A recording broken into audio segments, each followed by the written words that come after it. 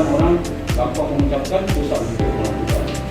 Ya, jadi harapan saya di mata kuliah ini, karena ini berkaitan dengan etika profesi informatika, ya, dan notabene ini informatikanya ya seperti Anda ini kan posisinya di informatika, tapi bagaimana terkait dengan penggunaan software, bagaimana terkait dengan penggunaan hardware, ya, bagaimana yang harus dilakukan kalau kita nanti di dunia kerja. Nah, begitu juga dengan pada saat kita pertama kita masuk ke pengertian etika dulu. Etika berasal dari bahasa Yunani yaitu ethos, yang berarti kebiasaan, watak, karakteristik, ataupun cara hidup. Menurut Adi Buazebua, etika adalah nilai kepribadian yang ditemukan melalui pendidikan dan agama.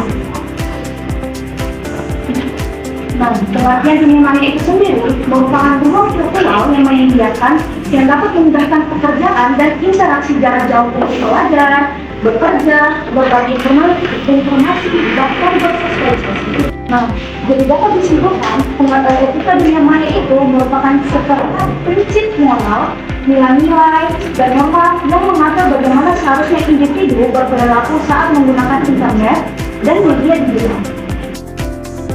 Saya bilang, apakah boleh tidak saya izin untuk melakukan foto yang kamu udah izinkan, baru saya bisa mengupload. Yang kedua adalah bertindak jujur dan bertanggung jawab. Di sini misalnya contohnya yaitu ketika kita ingin membuat sebuah toko online, kita harus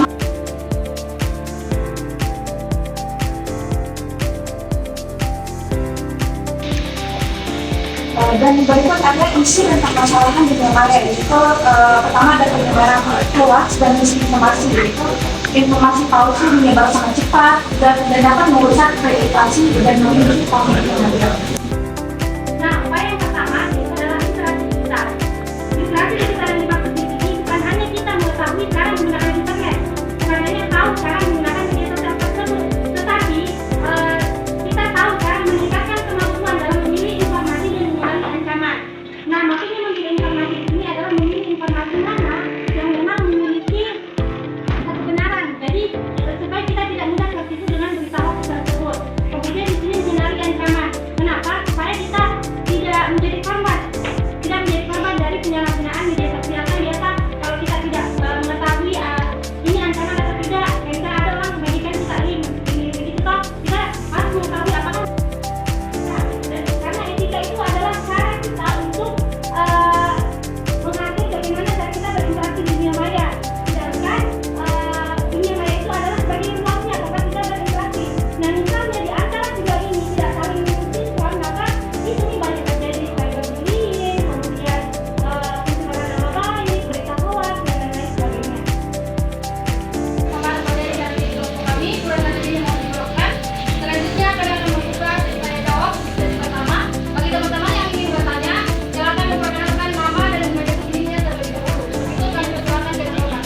Saya Muhammad Satu Sambo dengan NIM 230441223. Jadi saya sempat lihat tadi di presentasinya bahwa kalau misal kita sedang berfoto, nah kemudian ada mukanya orang lain atau teman kita harus minta izin untuk menguploadnya kan. Nah jadi pertanyaan saya itu adalah bagaimana kalau kita foto di publik? Nah itu kan kita nggak bisa saring orang-orangnya. Pastinya ada foto orang lain. Nah bagaimana cara kita menghandle hal itu? Apakah kita harus minta izin orangnya atau tidak? Kita perkenalkan pakai komoditi dengan ini 2 terkait tentang upaya menerapkan etika dunia maya. Saya ingin bertanya, jadi mungkin kita banyak tahu dan seperti yang dijelaskan oleh teman-teman tadi bahwa dalam media sosial itu banyak hal-hal negatif yang ada di dalamnya. Contohnya terkait tentang komen-komen oleh netizen tentang postingannya orang. Jadi bagaimana kita terkait tentang upaya menerapkan etika dunia maya ini benar-benar diterapkan oleh semua orang. Karena kan kita banyak ketahui di dalam media sosial itu banyak seperti orang yang tidak paham terkait tentang etika dalam dunia maya. Bagaimana kita untuk mengatasi itu agar semua orang bisa menerapkan dan semua orang bisa paham terkait tentang etika dunia maya, agar tidak terjadi hal-hal yang tidak seharusnya terjadi kesalahan oleh semua orang. Assalamualaikum, saya Muhammad Mullah dengan NIM 2304439. Saya ingin bertanya, apakah termasuk pelanggaran privasi ketika orangnya sendiri yang mengupload ke sosmed? Maksudnya bagaimana? Misalnya kan pelanggaran privasi itu kayak ada tuh kayak sekarang yang dibikin foto cewek yang jadi bumi lah apa segala macam. Nah, apakah itu termasuk pelanggaran privasi padahal dia sendiri yang mengupload? Ketika kita foto di ruang publik, menurut saya nggak